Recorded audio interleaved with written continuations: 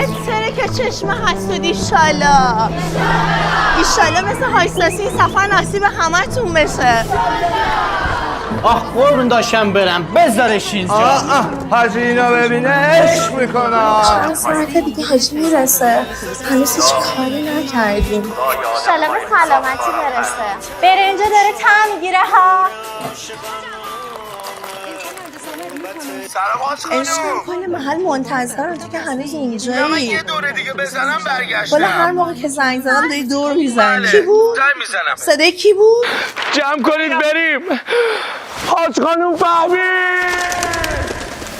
ای وای ای وای کارمون در اومد، بازم ساسی اومده که جر بده. ای وای کارمون در اومد، بازم ساسی یوس نشین پاشو غیر بده. هی حتما نزله هی حتما نزله کف تو انل یه ملت کف تو انل یه ملت هی حتما نزله هی حتما نزله کف تو انل یه ملت کف تو انل یه ملت من به تو چی بگم تو خودت بلدی ما امشب میخوایم بمونیم یا علی مددی آخ چقدر هاتی چیلی میلی چشات خط فیلیپینی شاید امشب عروس شی همگی با هم کیلی لیلی اون عشق منه زده رو دست همه یه شیر خورده و شیر میده با این حجم ممه بیا امشب حال کنیم هانیم شمون لوله کشه That's funny. تو گلزار و بنابانی رو هم نمیشین اسم امو جانی.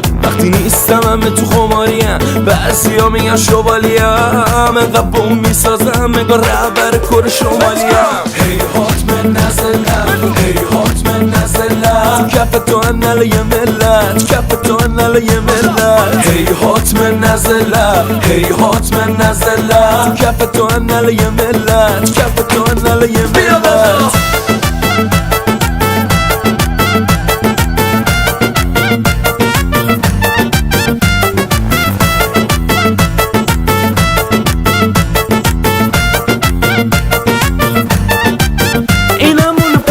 چش قشنگ است که مست شده دیگه شبم هست منو برد تو اتاق درم بست یا اول بست شبا نمیخوابه خسته است سنی نداره بچه است ولی رو خیلی درنده است یا اول بست چه بدنی جون من فدات علا برکت الله گردنت بندای بنیکات علا برکت الله یه دفعه از دور اومد باید لباس بدجور اومد بیا شب بریم خونمون استخاره کردم خوب اومد ای حتما نزلم ای حتما نزلم کف تو انل یه ملت کف تو انل یه ملت ای حتما نزلم ای حتما نزلم کف تو انل یه ملت کف تو انل یه ملت